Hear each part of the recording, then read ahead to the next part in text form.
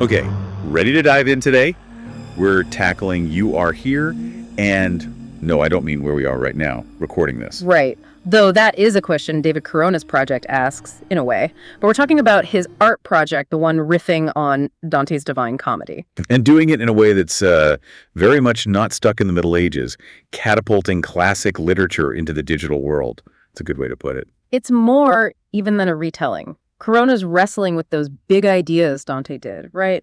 Sin, virtue, what it means to be human. But he's doing it through digital landscapes, which adds a whole other dimension, wouldn't you say? Definitely. And to unpack all that, we've got a lot to work with. Articles about how he created this thing, interviews where he talks about his process, even his notes on how this connects to other books, which is fascinating. Yeah, where else are you going to find Dante rubbing shoulders with Thomas More? Right. Utopia and the Inferno. Not exactly what I'd picture on the same bookshelf, but Corona sees a link. And that's where it gets really interesting, because on the surface, they're worlds apart, right? But both of them dig into these big questions about society, human nature, our place in the world, themes that echo throughout You Are Here, too. It's like he's woven together this tapestry of inspiration, taking these threads, Dante, Thomas More, to create something completely new. And we got to talk about Corona himself for a second, because he's known for his landscape photography, but this feels so much bigger. He actually calls it a visual experiment rather than just photography, which is kind of telling, I think. Like he's not content with just one medium. He's pushing those boundaries. Makes you wonder what he does consider off limits. So how does this translate to the art itself? We know he's not afraid to experiment, but how does that play out? Well, like Dante, he uses landscapes to communicate meaning. Think about those super vivid descriptions of hell in Inferno, right? The fiery pits, the icy wastelands. They weren't just settings, they embodied something. And that's what Corona does, too.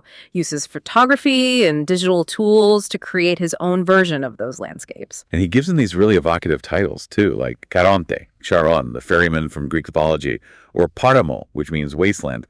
It's not just a pretty picture, there's meaning baked in. Yeah. It's like he's saying, okay, we know these ideas, punishment, redemption, whatever, but what do they look like now? Not some medieval thing, but in our world. Paramo, especially, gets me thinking, what do you make of that piece? Oh, it's a great example of how Corona takes us past the literal.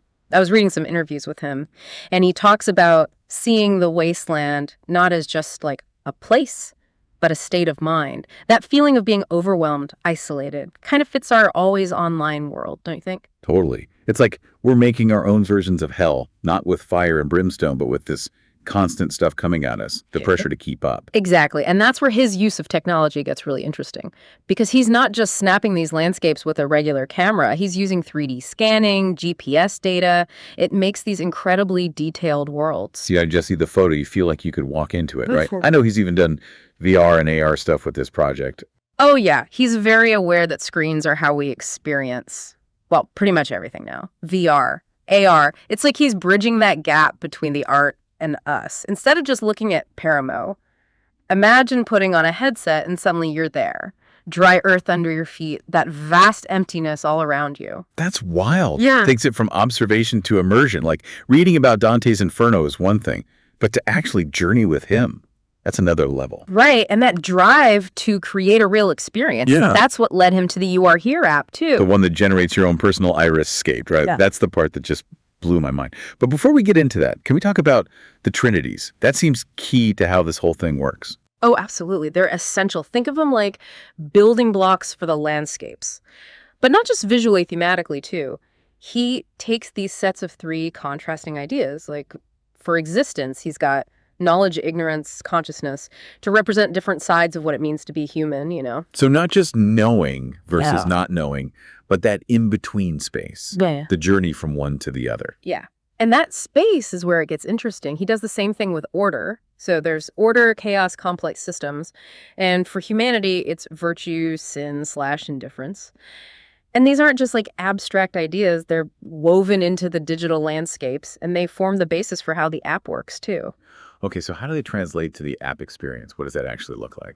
So picture this. You download the app, right, and it starts giving you these prompts based on the trinities. Like it might ask about your relationship with knowledge or where you fall on the spectrum between order and chaos. And based on your answers, it creates your own iris-scape, like a digital fingerprint, but way cooler. Exactly. It takes your responses and generates this whole landscape, visually represented within the iris of an eye, holding a mirror up to your inner world, kind of. That's such a powerful concept. It's like taking that journey that Dante went on in the Divine Comedy, right? Through hell and all that, but making it personal, our own inner landscapes, all through an app on our phones. It's such a cool mix of old and new, And that's what makes it more than just like a neat art project. It makes you think about tech, art, all those big questions we've been asking forever. What does it mean to be human? All that. Totally. We always talk about how tech disconnects us, right? But Corona's almost using it to do the opposite. Connect us back to these classic stories, these ideas, even to ourselves in a way. Yeah. It feels very Genesina. No. And on so many levels, too. The photography itself is incredible. Then you've got the VR and AR stuff and the app where you get to interact, almost like he's invented a new art form altogether. Makes you wonder, if Dante was around today, would he ditch the quill for a VR headset? Right. That's got to be part of what Corona wants us to think about. What can we do with these tools we have now? Tell our own stories, grapple with the human condition, but in a way that makes sense for right now, Like an invitation. Exactly. You are here, not just where, but who. And I think what really sticks with me, it's easy to get caught up in the tech, right? But at its core, this is still art. It moves you, makes you think. That power is not going anywhere. Well said. And for anyone listening who's, as intrigued as I am, and let's be real, that's all of you, go check out Corona's work for yourselves. Trust me, it's a trip worth taking.